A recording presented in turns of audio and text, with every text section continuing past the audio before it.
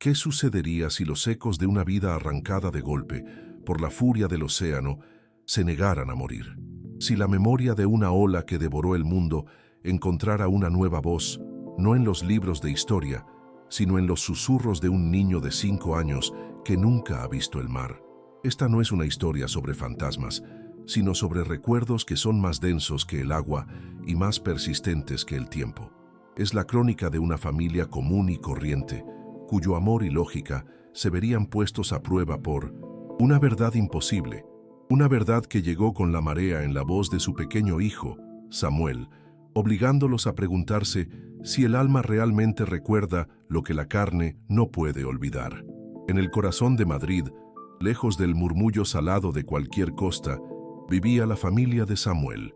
Su padre, David, un arquitecto, encontraba consuelo en la certeza de los ángulos rectos y las estructuras predecibles. Su madre, Clara, una diseñadora gráfica, daba forma y color a las ideas, creando belleza en un lienzo digital. Su apartamento olía a café recién hecho por las mañanas y a la madera de los lápices de colores de Samuel por las tardes. Era un santuario de paz, un universo de rutinas predecibles y amor tangible, donde la única agua que conocía el niño era la que corría mansa en la tina del baño, un ritual de juegos y espuma que no presagiaba ningún terror. Samuel era el centro luminoso de ese universo, un niño de risa fácil y una imaginación desbordante, capaz de construir galaxias enteras con bloques de plástico. Sin embargo, en su joven vida existía una sola sombra, una peculiaridad que sus padres catalogaban como una simple manía infantil, una aversión inexplicable hacia las imágenes del océano. Un documental sobre la vida marina, un cuadro de un velero en una galería de arte o incluso la sección de playa en una juguetería provocaban en él una ansiedad silenciosa, un retroceso instintivo que David y Clara intentaban calmar con lógica y paciencia, sin saber que estaban tratando de razonar con un eco, con el fantasma de un miedo antiguo. Decididos a disipar esa pequeña nube en el cielo perfecto de su hijo, planearon unas vacaciones de verano, un pequeño pueblo en la costa, un lugar tranquilo donde las olas besaran la orilla con suavidad. Creían, con la mejor de las intenciones, que la experiencia directa, la arena tibia bajo sus pies y el sol en su rostro, curaría esa fobia irracional. El viaje en coche fue una sinfonía de alegría y anticipación. El aire de la ciudad, denso y cargado, fue reemplazado gradualmente por una brisa salada que entraba por las ventanillas, una promesa de descanso y nuevos recuerdos. Para David y Clara, era el comienzo de una aventura familiar. Para la memoria dormida dentro de Samuel, era un regreso a la escena de una catástrofe. Al llegar a la playa, el espectáculo era idílico. El sol destellaba sobre un mar de un azul profundo, salpicado por la espuma blanca de olas mansas. David y Clara respiraron hondo, sintiendo el estrés de la ciudad disolverse. Tomaron las pequeñas manos de Samuel, una cada uno, y caminaron hacia la orilla. Pero mientras sus padres veían un paraíso, los ojos de Samuel veían un monstruo dormido.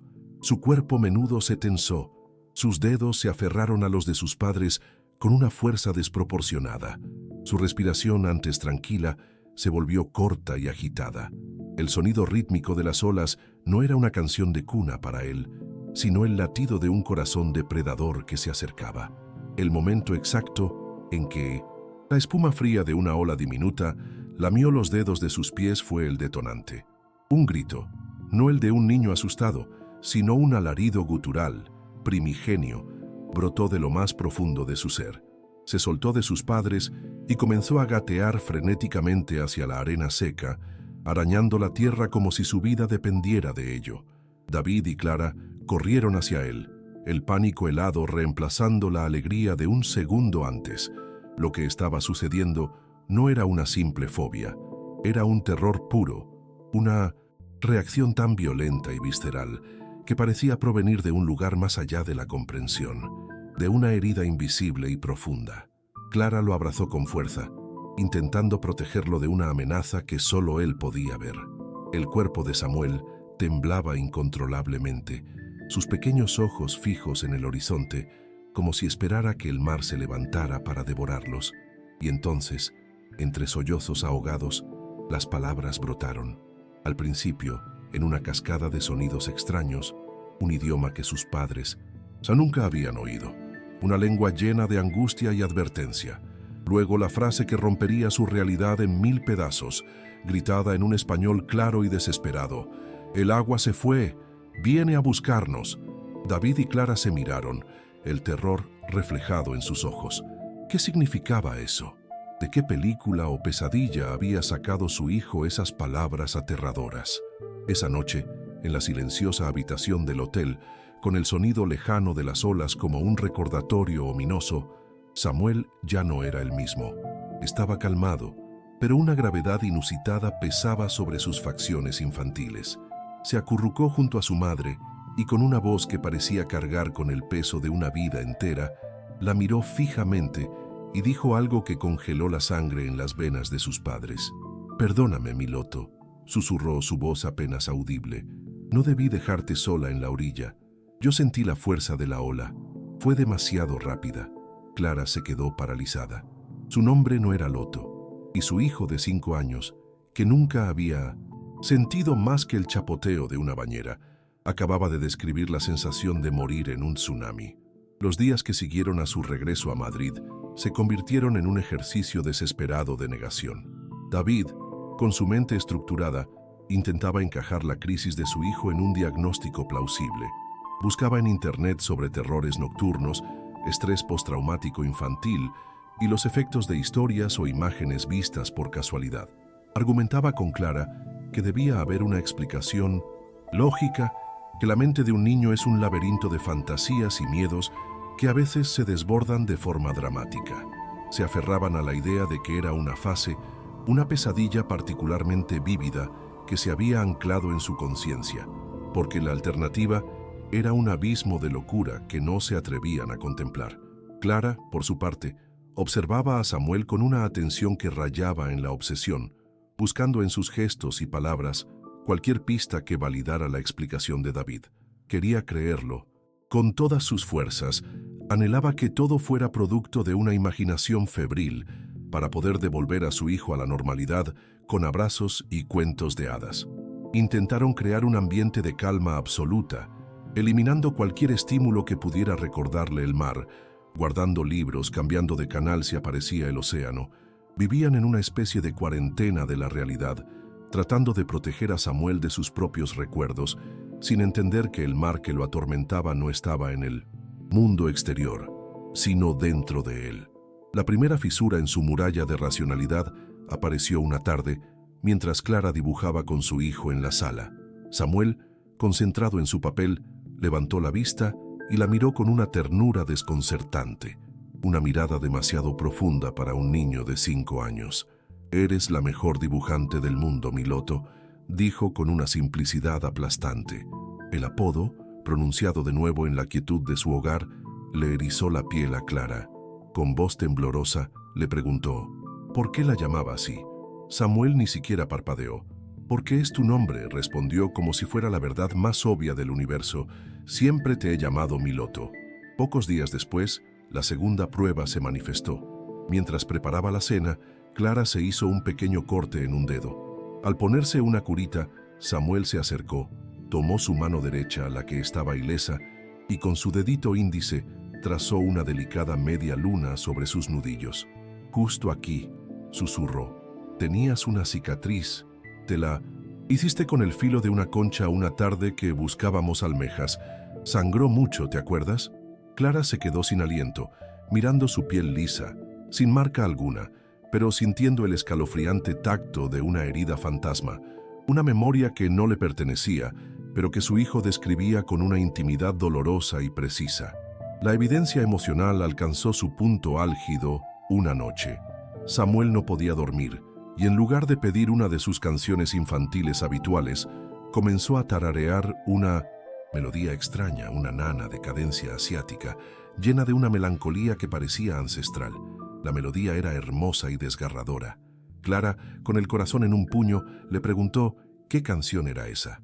«Es la que te cantaba tu mamá», dijo Samuel con los ojos cerrados, medio dormido. «La que contaba cómo la luna plateada cuida los campos de arroz por la noche». siempre te hacía dormir. En ese momento, Clara supo que ninguna búsqueda en Internet podría explicar lo que estaba pasando. Las noches, en 1900, el hogar se volvieron largas y silenciosas, cargadas de una tensión insoportable. David veía cómo su esposa se alejaba de la lógica que habían compartido, seducida por la posibilidad de lo increíble. Discutían en susurros en la cocina, una vez que Samuel estaba dormido. David insistía en buscar ayuda profesional, un psicólogo infantil, un neurólogo. Temía por la salud mental de su hijo, imaginando diagnósticos aterradores. Clara, en cambio, argumentaba con una convicción que la asustaba a ella misma. ¿Y si no está enfermo, David? ¿Y si está recordando? La pregunta flotaba entre ellos, un abismo que amenazaba con tragarse su matrimonio y su cordura. El conflicto interno de los padres era un tormento. Como arquitecto, el mundo de David se basaba en leyes físicas, en la causa y el efecto. Aceptar las palabras de Samuel significaba demoler los cimientos de su propia realidad. Para él, creer en la reencarnación era tan ilógico como diseñar un edificio sin cimientos. Clara, como artista, siempre había tenido una mayor apertura a lo abstracto, pero esto iba más allá. Se sentía atrapada entre el amor protector por su hijo y el terror a lo desconocido. ¿Cómo podía ayudarlos si ni siquiera entendía contra qué estaban luchando? La angustia los consumía, aislándolos del mundo exterior que seguía girando con normalidad. Fue entonces cuando las pruebas de Samuel cambiaron, volviéndose más técnicas, más irrefutables. Estaban viendo una caricatura donde aparecía un barco pirata y Samuel frunció el ceño. «Mi barco no era así, papá. El mío era un bote de cola larga», dijo, usando el término exacto en español. Tenía un motor de coche al final de un eje larguísimo. Hacía un ruido tremendo, pero era rápido y perfecto para navegar entre las rocas y los manglares. David se quedó helado. Buscó el término en su teléfono y las imágenes que aparecieron en la pantalla coincidían exactamente con la descripción del niño. La semana siguiente, David intentó un experimento. Le mostró a Samuel un libro con fotografías de diferentes partes del mundo. Samuel lo hojeó con desinterés hasta que llegó a una sección sobre el sudeste asiático. Se detuvo en la foto de un mercado flotante. Señaló a un hombre anónimo en el fondo, un vendedor de frutas. «Se parece a Pricha», comentó casualmente, pero Pricha no tenía el dedo índice ni el medio de la mano izquierda. Se los cortó una red de arrastre cuando era joven. Él y Chalong siempre se burlaban de quién era el mejor pescador. Estaba nombrando a los muertos, dándoles vida con detalles íntimos. La acumulación de datos inexplicables continuó. Clara encontró a Samuel en su habitación, intentando tejer un trozo de red de una bolsa de naranjas con un cordón de zapato. Frustrado, tiró todo al suelo. «Así no funciona», murmuró para sí mismo. «La aguja para remendar tiene que ser de madera pulida y el nudo debe ser doble, pasando el hilo 2 veces por la misma malla. Si no, con el peso del pescado, se deshace todo el trabajo». Era el conocimiento de un oficio, la memoria muscular de una vida de trabajo manual, manifestándose en las torpes manos de un niño de 5 años. El golpe de gracia para el escepticismo de David llegó de la forma más inesperada. Un leve olor a gas por una fuga en un edificio vecino se filtró en su apartamento. Mientras Clara abría las ventanas y David llamaba a emergencias, Samuel se quedó quieto en medio del pasillo. Olfateó el aire y su rostro se transformó por el pánico. «¿Huele igual?», susurró con la voz rota por el terror. El mar olía a azufre, a huevos podridos. El agua se retiró y dejó ese olor en la playa, justo antes de volver para matarnos. La conexión con un detalle sensorial reportado por cientos de supervivientes del tsunami de 2004 era innegable y aterradora. Esa noche se sentaron con él. Ya no lo veían como un niño enfermo, sino como un mensajero de un lugar imposible. Con una calma infinita, Clara le tomó las manos. «Samuel, mi amor, necesitamos que nos expliques. ¿Por qué recuerdas todo esto? ¿Qué necesitas?». El niño los miró y por primera vez vieron una súplica en sus ojos, la angustia de un hombre atrapado en el cuerpo de un niño. «No estoy loco», dijo con una voz clara y firme. «Mi nombre era Anán y dejé algo sin terminar. Tengo que terminarlo o nunca podré descansar, o él no podrá. Con una serenidad que contradecía su edad, les reveló su misión. Tengo que encontrar a mi esposa Malí. Tengo que decirle que no sufrió, que la ola fue rápida y que mi último pensamiento fue para ella. Hizo una pausa y una lágrima rodó por su mejilla infantil. Y tengo que decirle dónde está nuestro dinero. Lo enterré debajo de la casa, en una caja de metal. Era para nosotros, para nuestro futuro. Ella tiene que saberlo, necesita ese dinero para vivir. Por favor, tienen que ayudarme a encontrarla. El propósito era tan claro, tan lleno de amor y responsabilidad, que aniquiló cualquier duda restante en el corazón de David y Clara. Ya no importaba si era lógico o posible. Lo que importaba era la angustia en los ojos de su hijo, el peso de una promesa incumplida que había viajado a través de la muerte. Se miraron el uno al otro y en ese silencio tomaron una decisión que cambiaría sus vidas para siempre. Dejarían de luchar contra la verdad, aceptarían lo imposible. Encontrarían a una mujer llamada Malé en Tailandia, guiados únicamente por los recuerdos de un pescador muerto que vivía en el alma de su hijo de 5 años. Una vez que aceptaron la increíble misión de su hijo, David y Clara se enfrentaron a una pared de imposibilidad. ¿Cómo empezar? ¿Cómo una pareja de Madrid podría encontrar a una mujer llamada Malé, cuyo apellido desconocían, en un país a miles de kilómetros de distancia, basándose en las memorias de un desastre ocurrido hacía casi 2 décadas? Se sentían completamente solos en su nueva realidad, aislados por un secreto que, de ser compartido, les ganaría un diagnóstico psiquiátrico. La idea de acudir a Inumisinpas, las autoridades o a la embajada tailandesa moría en sus labios antes de ser pronunciada. La historia sonaba a delirio, a una cruel invención. Sus primeros intentos fueron torpes y desesperados. Una serie de búsquedas en Internet con términos vagos como supervivientes del tsunami en Khao Lak o historias de pescadores Tailandia 2004. Los resultados eran un océano de dolor, miles de artículos, fotos y memoriales que solo servían para ahondar su sensación de impotencia. Cada rostro anónimo en las fotografías de archivo era una posibilidad, cada historia de pérdida, un recordatorio de la escala de la tragedia con la que estaban lidiando. Se dieron cuenta de que no necesitaban más información sobre el desastre, sino a alguien que pudiera navegar ese mar de datos con un propósito, un experto. Fue Clara quien propuso un cambio de rumbo. En lugar de buscar a Malé directamente, debían primero buscar una validación externa, una prueba irrefutable para sí mismos de que no estaban siendo víctimas de un engaño emocional. No necesitaban un médium ni un experto en reencarnación, sino todo lo contrario. Un científico, un historiador, alguien con los pies firmemente plantados en la tierra que hubiera estudiado el tsunami. Necesitaban a un escéptico, a una mente lógica que pudiera analizar las pruebas de Samuel de manera objetiva. Si lograban convencer a una persona así, entonces tendrían la certeza de que su camino, por increíble que pareciera, era el correcto. Con esta nueva directriz, David se sumergió en una investigación metódica. Pasó noches enteras revisando archivos académicos, documentales de geología y reportes de organizaciones internacionales. Buscaba a los expertos que estuvieron en el terreno, los que no solo estudiaron los sismógrafos, sino que caminaron sobre la tierra devastada. Un nombre comenzó a surgir con insistencia en los informes sobre la identificación de víctimas y la reconstrucción de mapas costeros. Dr. Benjamin Carter, un geólogo británico, afincado en España, reconocido por su trabajo en la modelización de tsunamis y que había liderado un equipo forense en Tailandia en 2005. El Dr. Carter era un hombre forjado en la roca y la evidencia. A sus casi 60 años, su visión del mundo estaba compuesta de datos, de capas de sedimento y de las leyes inmutables de la física.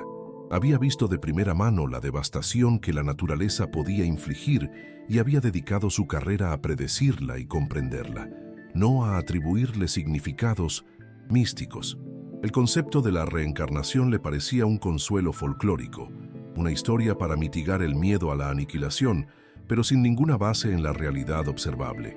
Para él, Si algo no podía ser medido, pesado o datado con carbono, simplemente no existía en el ámbito de la ciencia. Cuando David finalmente logró contactarlo por teléfono y le expuso, con voz temblorosa, la situación, la respuesta del Dr. Carter fue la que esperaban. Un escepticismo cortés, pero absoluto. Atribuyó las memorias de Samuel a un caso complejo de trauma vicario, sugiriendo que el niño probablemente había estado expuesto a imágenes o conversaciones sobre el tsunami y su mente infantil había construido una narrativa personal para procesar esa información aterradora. Aconsejó firmemente a David que buscara un buen terapeuta infantil y se preparó para terminar la llamada, catalogando el caso como otra triste historia familiar. Pero David estaba preparado para ello. Desesperado, interrumpió al doctor y le lanzó un dato que no encajaba en la teoría del trauma. Doctor, él dijo que justo antes de la ola, el mar olía a azufre, a huevos podridos. Hubo un silencio al otro lado de la línea. Era un detalle sensorial específico, reportado por un número significativo, pero no mayoritario, de supervivientes. Un fenómeno relacionado con la liberación de gases del lecho marino expuesto. No era algo que apareciera en los documentales más populares. Ese dato, tan específico y anómalo, fue suficiente para despertar la curiosidad científica de Carter. «Iré a verlo», dijo finalmente, «pero que quede claro, mi objetivo es encontrar el origen de la información de su hijo, no confirmar una vida pasada».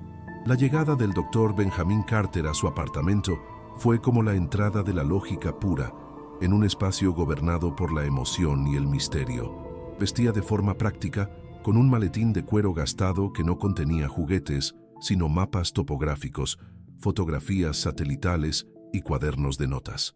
Su mirada era analítica, escrutando cada detalle del entorno sin juzgar, pero registrándolo todo. Saludó a David y a Clara con una formalidad distante, sus ojos transmitiendo una mezcla de compasión por su angustia y una firme determinación por desmantelar la fantasía que, según él, la estaba causando. Su primer encuentro con Samuel fue deliberadamente anticlimático. El niño estaba en el suelo, construyendo una torre con sus bloques de colores. El Dr. Carter no se dirigió a él como un caso de estudio, sino como a cualquier otro niño. Se sentó en el suelo a su lado, manteniendo una distancia respetuosa, y se presentó simplemente como Benjamín. Comenzó a hablarle de sus bloques, de sus dibujos en la pared, haciendo preguntas sencillas sobre su día en el colegio. Estaba estableciendo una línea de base, evaluando la inteligencia, el vocabulario y el estado emocional general del niño, buscando cualquier señal de que hubiera sido entrenado o influenciado.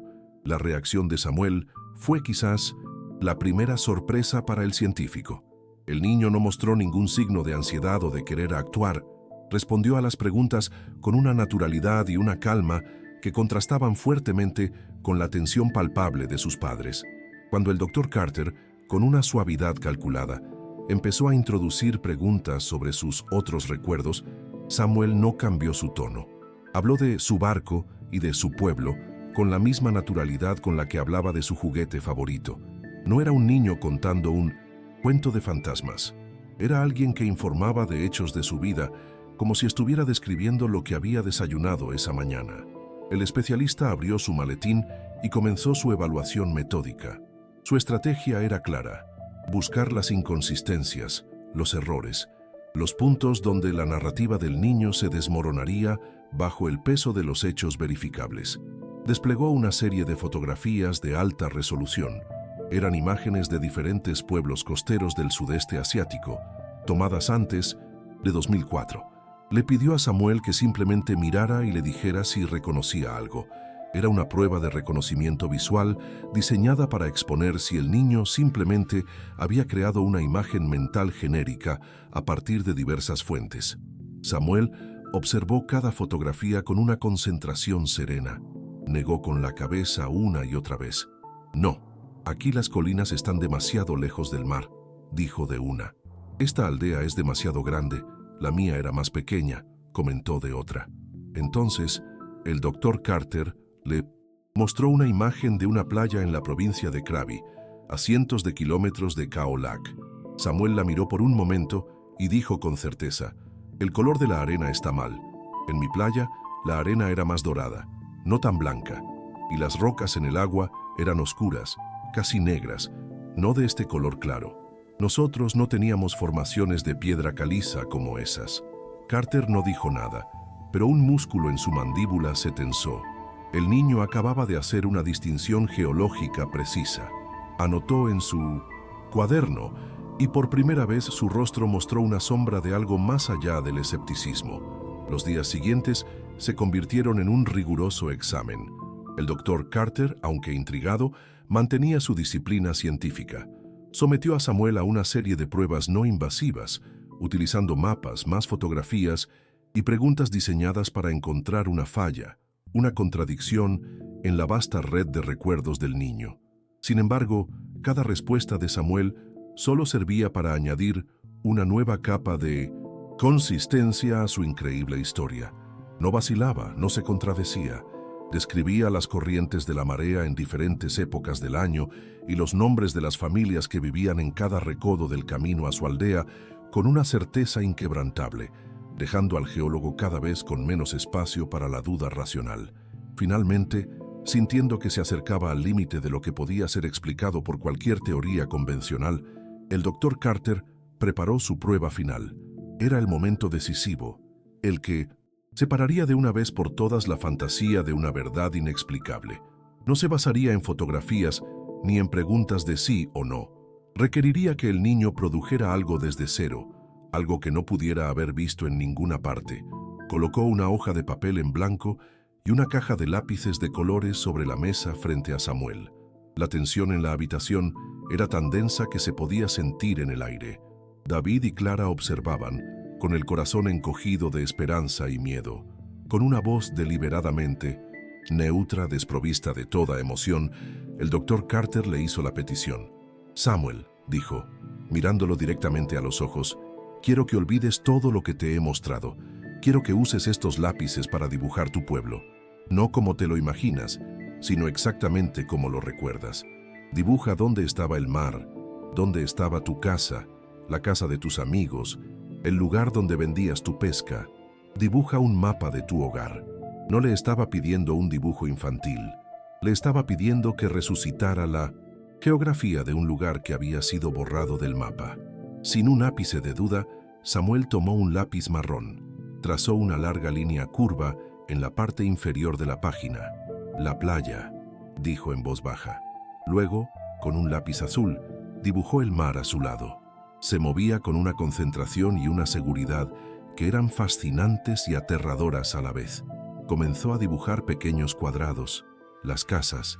Mientras lo hacía, susurraba los nombres de sus ocupantes como si estuviera saludando a viejos amigos. Aquí vivía Pricha con su esposa, y aquí la anciana Nan que nos daba mangos. La casa de Chalong estaba más cerca del agua. Siempre le dije que era peligroso. Mientras el niño dibujaba, el doctor Carter, en silencio, sacó de su maletín una serie de impresiones de alta resolución. Eran imágenes satelitales de la zona de Khao Lak, fechadas en noviembre de 2004, un mes antes del desastre. Las extendió sobre una mesa auxiliar, fuera de la vista de Samuel, y comenzó a comparar. Un escalofrío recorrió su espalda. La distribución de las casas que Samuel dibujaba, la distancia relativa entre ellas, la curva de la playa, la ubicación del sendero principal. Todo coincidía con la topografía real de la aldea perdida con una precisión cartográfica imposible. Samuel entonces dibujó un rectángulo más grande cerca del centro de la aldea. «El mercado», explicó. «Aquí es donde Malé vendía flores por la mañana y yo llevaba la pesca de la tarde». Y luego, justo detrás del mercado, comenzó a dibujar la forma más grande y detallada de todo el mapa. Un árbol inmenso, con un tronco grueso y raíces que se extendían como los tentáculos de un pulpo. «El gran árbol de Banyan», dijo con reverencia. Era el corazón del pueblo. Los ojos de Carter se abrieron de par en par. Sabía de ese árbol. Las imágenes posteriores al tsunami lo mostraban como una de las pocas estructuras orgánicas que habían resistido la furia del agua. Cuando pareció que había terminado, Samuel dejó los lápices. Se quedó mirando su obra pero su mirada estaba perdida a miles de kilómetros de distancia, en otro tiempo. Levantó su pequeño dedo índice y lo posó en un punto específico de su mapa, en la base del árbol de Banyan. Su voz se convirtió en un susurro íntimo y urgente. «Aquí», dijo, dando un golpecito en el papel. «Justo aquí, debajo de la tercera raíz más grande, la que mira hacia donde se esconde el sol. Ahí enterré una caja de metal. Era una caja de galletas, azul con flores amarillas. Dentro está todo nuestro dinero». Y entonces, añadió el detalle final, la firma de autenticidad que ningún investigador podría haber descubierto jamás. «Lo enterré 2 lunas llenas antes de la gran ola», continuó, «porque ya teníamos suficiente para comprar el terreno en la colina. Quería darle una sorpresa a Malí, enseñarle el dinero y llevarla a ver la tierra. Ella no me vio. Nadie me vio. La confesión era tan privada, tan cargada de amor y sueños rotos, que llenó el silencio de la habitación con un peso sagrado.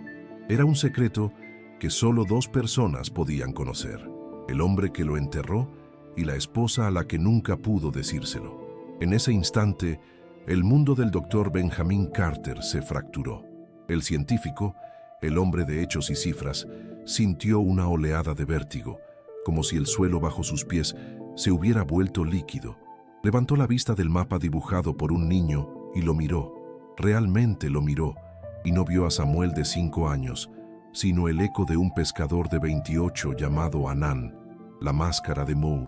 Objetividad profesional del doctor se desvaneció, reemplazada por una expresión de puro y absoluto asombro. Su mente, entrenada para encontrar explicaciones lógicas, se encontró frente a un muro infranqueable. Dentro de su cabeza, las piezas encajaron en una conclusión aterradora y maravillosa. ¿Cómo? La pregunta resonaba en el silencio de su conmoción. Podía verificar la existencia del árbol, incluso su ubicación precisa, a través de sus archivos, pero el conocimiento de una caja de galletas enterrada, su contenido, su propósito y el momento exacto de su entierro.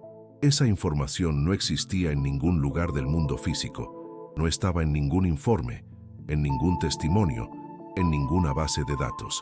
Era un conocimiento que había muerto con Anán el 26 de diciembre de 2004. Se levantó de su silla lentamente, como si sus piernas apenas pudieran sostenerlo. Caminó hacia la ventana y miró la bulliciosa calle de Madrid sin verla. El ruido de los coches se desvaneció, reemplazado por el sonido imaginado de las olas en una playa tailandesa.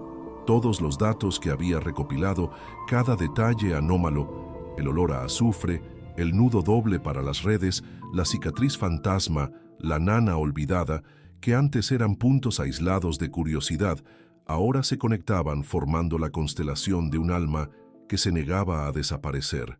La evidencia era abrumadora. Se giró para mirar a David y a Clara. La arrogancia del escepticismo había sido borrada de su rostro, dejando en su lugar una humildad profunda y una admiración sobrecogedora.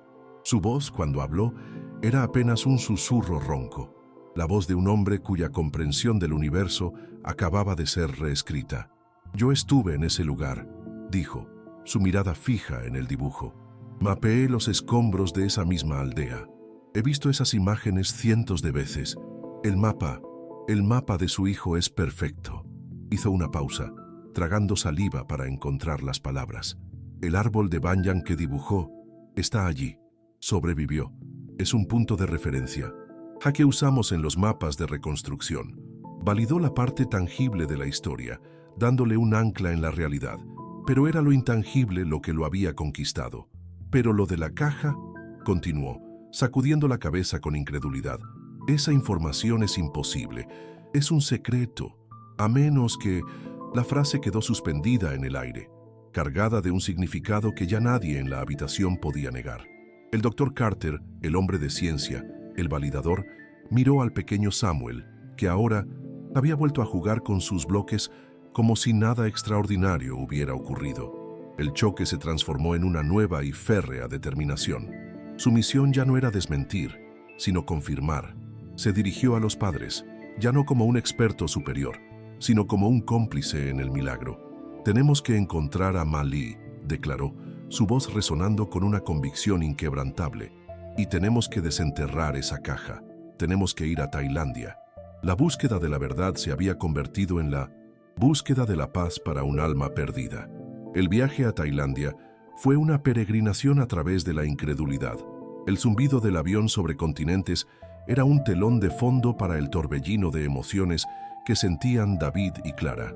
Cada kilómetro que los alejaba de la seguridad de su hogar en Madrid era un paso más profundo en un misterio que desafiaba toda razón.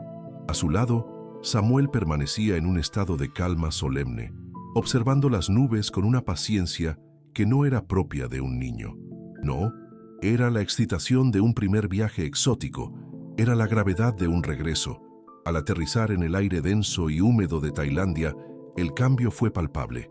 Samuel respiró hondo y por primera vez sus padres vieron en su rostro no el recuerdo del terror, sino el de una melancólica familiaridad. Era un alma volviendo a casa.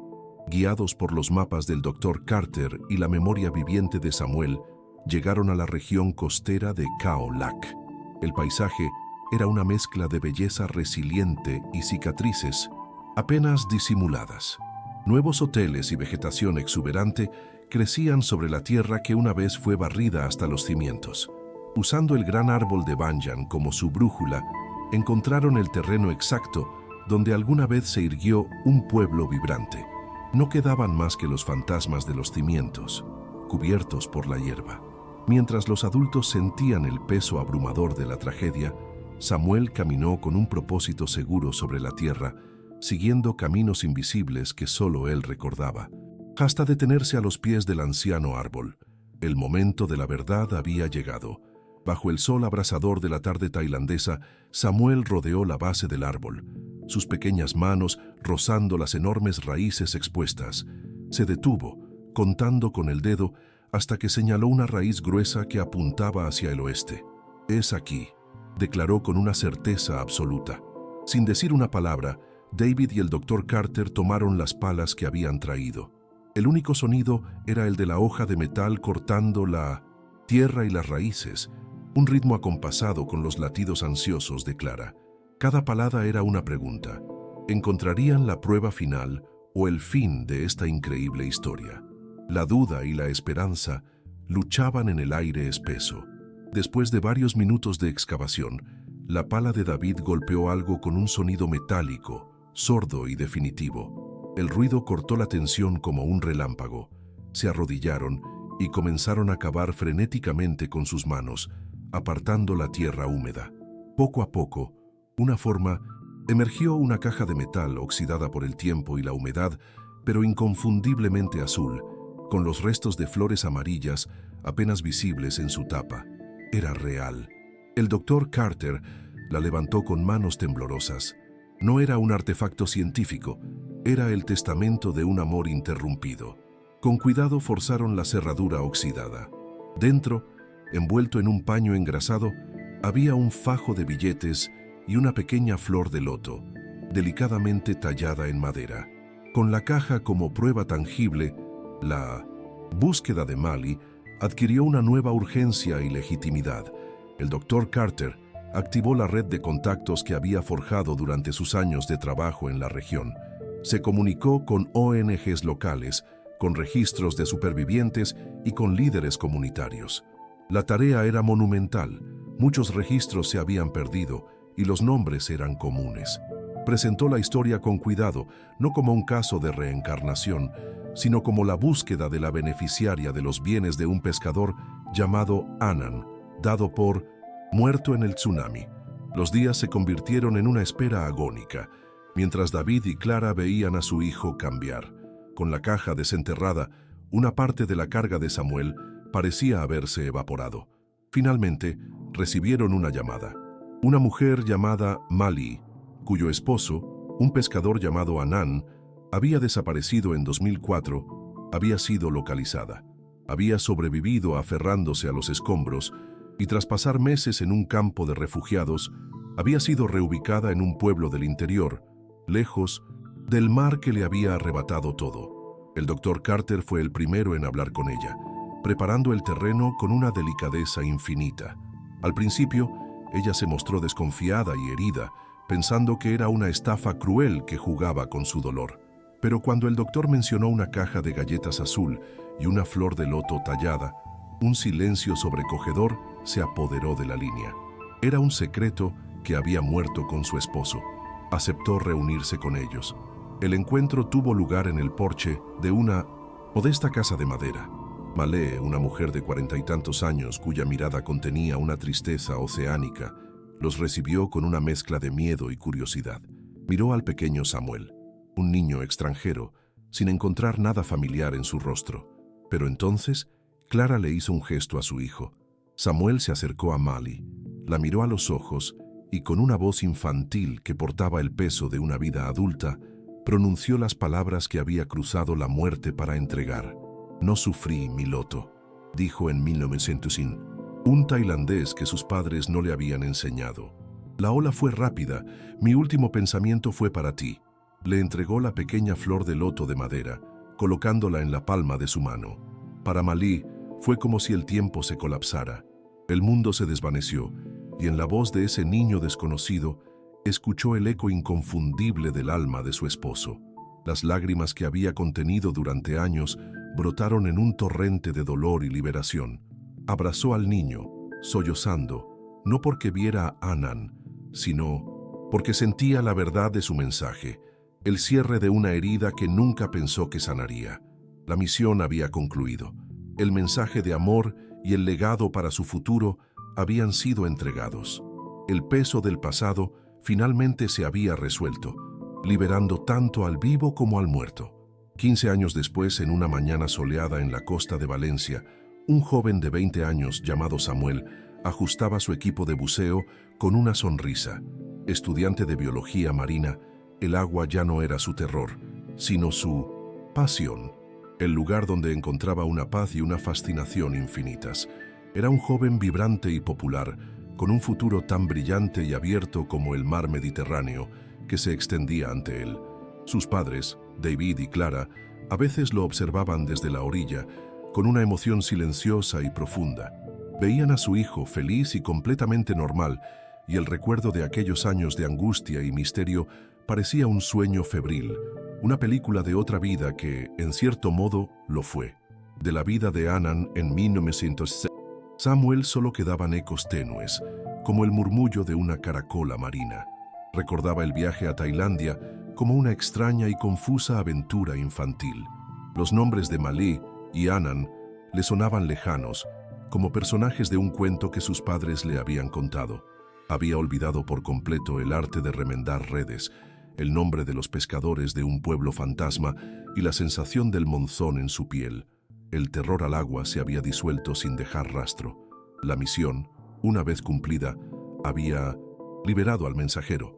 El alma de Anan se había desvanecido suavemente, dejando atrás el regalo de una infancia normal y una vida plena para el niño que le había prestado su voz. Para David y Clara, la experiencia fue una marca indeleble en sus almas. Les enseñó que el universo era un lugar mucho más vasto y misterioso de lo que sus mentes lógicas jamás habían concebido. Su amor por su hijo adquirió una nueva dimensión, forjado en la aceptación de un milagro. Para el doctor Benjamin Carter, el encuentro con Samuel redefinió los límites de su mundo. No abandonó la ciencia, pero la abrazó con una nueva humildad, reconociendo que había verdades que no podían ser medidas con sus instrumentos. Y en Tailandia, Malí, con la seguridad que le dieron los ahorros de Anan, pudo abrir una pequeña floristería. Vivió el resto de sus días en paz, con la certeza del amor eterno de su esposo. La historia de Samuel y Anan no es simplemente la crónica de un fenómeno paranormal, sino un testimonio sobre la fuerza de las promesas y la naturaleza inextinguible del amor. Demuestra que un último adiós puede ser tan poderoso que es capaz de cruzar la frontera más definitiva de todas, la de la muerte misma. Nos obliga a cuestionar si nuestros lazos más profundos terminan cuando un corazón deja de latir, o si, por el contrario, son la única energía que realmente perdura. Y tú, si tuvieras la oportunidad de enviar un último mensaje a través del tiempo y el olvido, ¿qué dirías? ¿Y a quién se lo enviarías?